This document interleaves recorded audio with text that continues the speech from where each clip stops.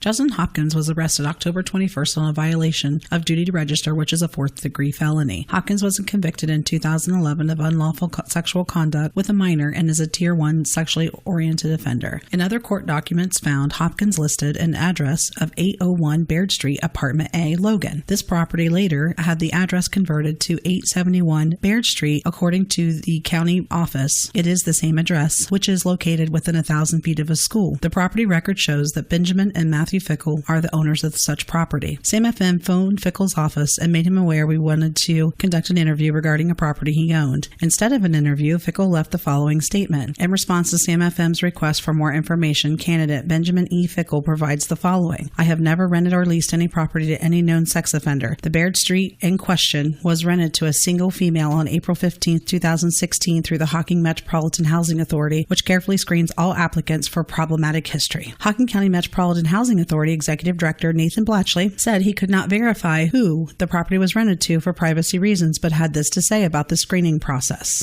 Hocking Metropolitan Housing Authority screens applicants for eligibility within the guidelines of its programs. All landlords are responsible for any screening of their own tenants. Within the scope of the programs we offer for rental assistance, our Housing Choice Voucher Program, what most people refer to as HUD, Yes. does not serve lifetime sex offenders. So within the scope of that program, yes, we screen for sex offenders.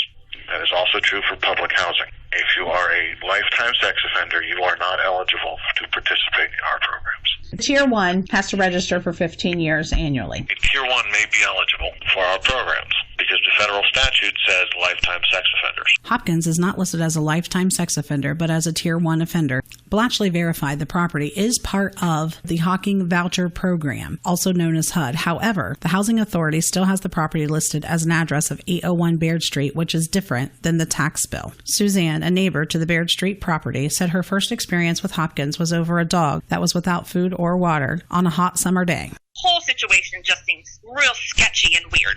So I called the police just to report, what had happened and stuff, and they said they wanted me to come in and do a report. And that's when they told me who these people were, and they said, do not mess around with them. Do not go over there and confront them. Call us. We are trying to get them out. They are known meth manufacturers. They are known meth dealers.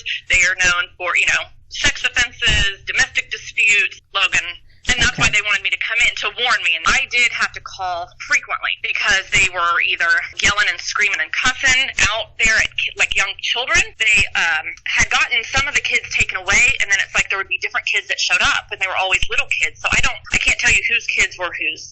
All I do know is that the one constant person that was there for over a year was Justin Hopkins. He is who I saw almost on a daily basis there. Okay, so he definitely did reside at that address. Oh, yes. He was the most constant person there. I actually lived, there's two, apartments, I guess you want to call them there. Uh-huh. Justin lived in the larger one at first, and then he moved over to the second one. Okay. And now that day, he was moving boxes over to the second one. I saw Ben Fickle out there. So he knew, because I know that he has said that he did not know that Justin Hopkins was staying there. And I know for a fact that is an outright lie because I saw him multiple times on the same property while Justin Hopkins was outside.